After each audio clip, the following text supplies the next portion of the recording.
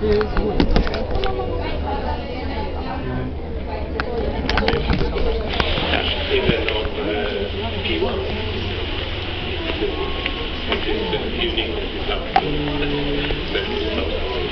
exactly.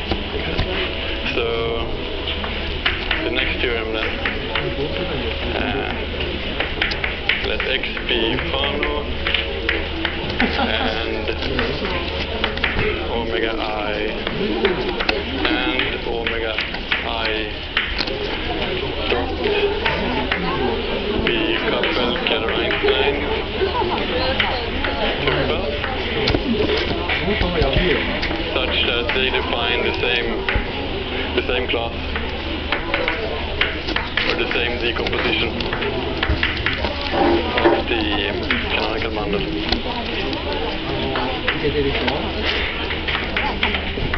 Then there is an automorphism.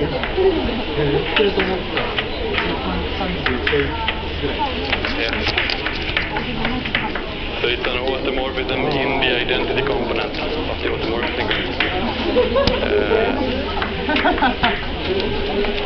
Such that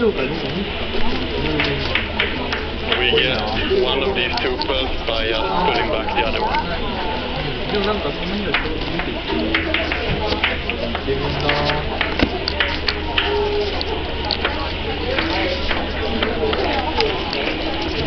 So then in particular, if this is trivial, we have uniqueness.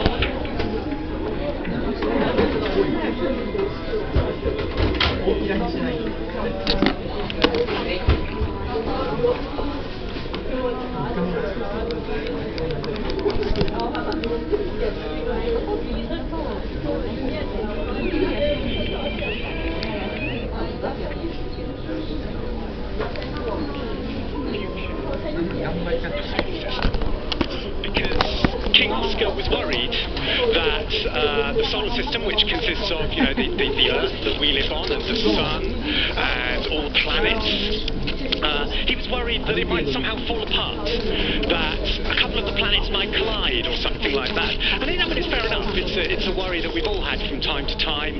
Just think of the terrible sci-fi movies you'd have to sit through. So he wanted a physicist to show him what the far future of the solar system would be like.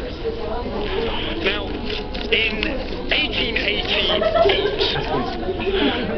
a physicist called Henri Poincaré won that prize.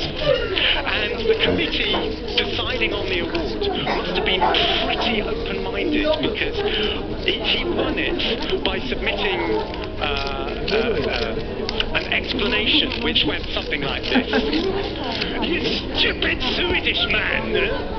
It is impossible to predict the future of the solar system. I have shown using my mathematics that no one will ever be able to do that.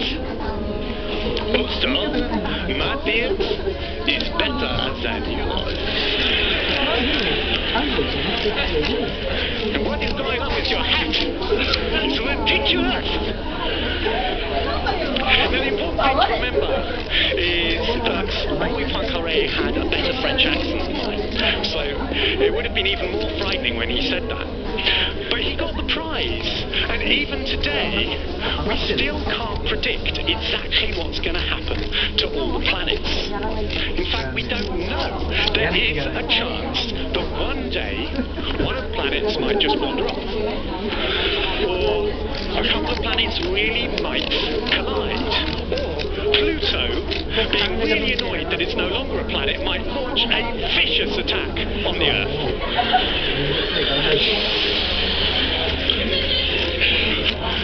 Now, even though any of those things could happen, well, obviously the last one couldn't happen, but even though either of those first two things could happen, I don't want you to worry. mean, we do know that the solar system is pretty stable out for about 1 billion years or so. But beyond that, we genuinely don't know. And the sun, we think, will last for around 5 billion years. So it's fair to say that we have no idea in a meaningful way whether the solar system is actually stable. And that raises, for me, some questions.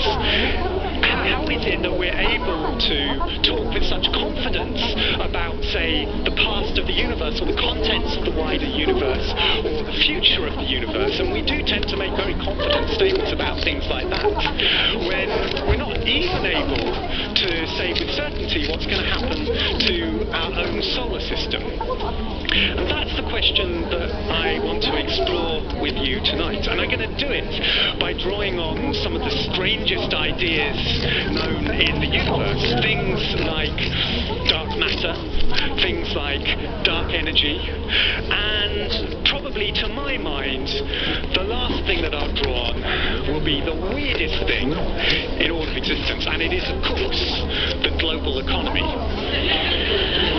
I am going to ask you a few times throughout the evening for your opinion on things, so we should just practice, make sure that you're happy giving your opinion. For instance, do you believe in fairies?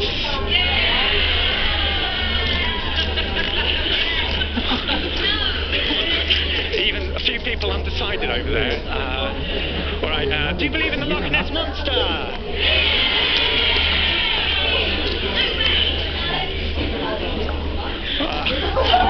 Do you believe in yourself?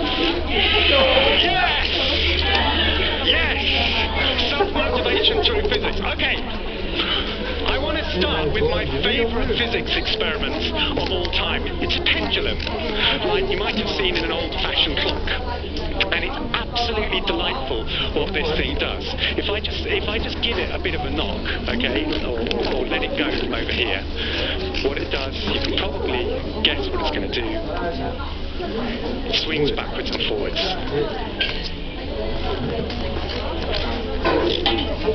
You can see why this is my favourite experiment. It's pretty exciting. It does even more than this, if you believe me. If I give it a really, really hard knock, does anybody want to guess what's going to happen? Yeah, it's going to go round and round. Okay, let me do that. Yes, there it goes, round and round. Okay. But there's one more thing. If I give it lots of energy, it goes round and round. If I give it a small amount of energy, it just goes backwards and forwards. There's one more thing that this pendulum will do. And not all pendulums do this. It's because it's got this joint in the middle here. So some pendulums are sort of rigid. They just go backwards and forwards like this. But it's got this joint in the middle. And that means there's one more thing that this pendulum will do. And if you haven't seen this before, then you really are in for a treat now. So let's put the lights down, because I put a light on the end of the pendulum here. Okay, here we go.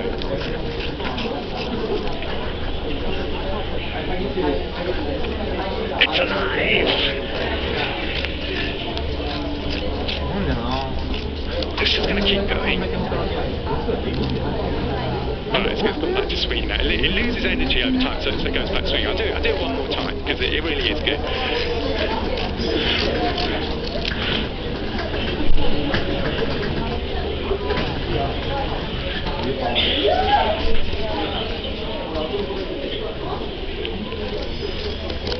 Honestly, I could watch this all day. Well, thank you very much. Good night.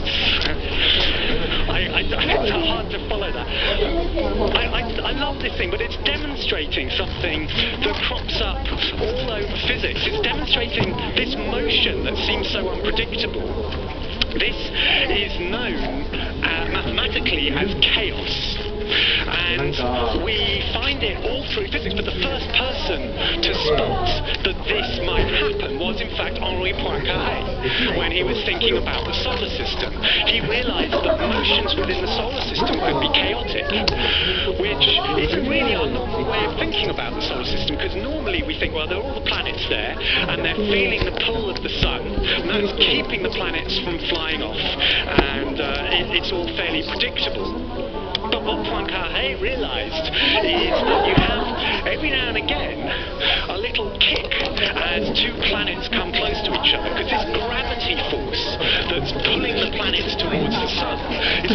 pulling all the planets towards each other. Although that's quite weak because the planets are small compared to the Sun, over time the effects can build up, and a little kick now and again over a whole billion years can build up into something that's really, really hard to predict. And in fact, Poincaré said it's impossible to predict, and a bit later on I'll show you why he thinks it's impossible to predict and why we still think today it's actually impossible to predict. But I want to show you in space. I mean, this stuff doesn't just apply to the solar system and to pendulums. We see it throughout space. And to show you it applying elsewhere in space, I need to show you what's in space. If you look up to the sky in a dark place on a dark night and you have some normal vision, then you'll see maybe a couple of thousand stars. But if you've got a telescope, you start to see there are far, far more things than you can actually see. The things that you see are just the nearest and brightest stars, the A-list stars, if you like. The night sky itself is actually crammed with far more than that, much more distant stars and dimmer stars and gas and dust. And it's quite hard to see that with your naked eye, but if you have a telescope, then you start to pick it up. And our best estimates today say that in our own galaxy, there are something like a couple of 100 billion stars in total. So our galaxy really is crammed with stuff. But that's not the end of the story, that's not the end of space. If you know where to look, if you've heard of something called the Andromeda constellation, and you look at the Andromeda constellation on a really dark night, then as well as stars, you'll also see a faint smear of light. It's about the size of the moon, but it's just a faint smear of light. And here is a picture taken with a telescope of that faint smear of light, made to look quite nice and bright so we can see it properly. And this smear of light is actually another galaxy beyond our own. It's called the Andromeda Galaxy. And it seems that that also has about 100 or 200 billion stars in the Andromeda Galaxy. And that's not the end of the story either. In fact, a few years ago, astronomers took the Hubble Space Telescope, which is an incredibly sensitive instrument, and they decided to point it at a tiny patch of the sky, maybe about a tenth of the diameter of the moon. And that patch of the sky was thought to be completely black. If you take something that's really sensitive and ask it to point at something that's tiny and completely blank, then what happens is it says, well, that's just ridiculous. Look, I took this picture, and I took this picture, and I took this picture, and you want me to point at something that's completely blank. Well, all I'm saying is, it's fine, no, obviously you're in charge, you're the astronomer, so it's absolutely fine. If you want me to do it, it's fine.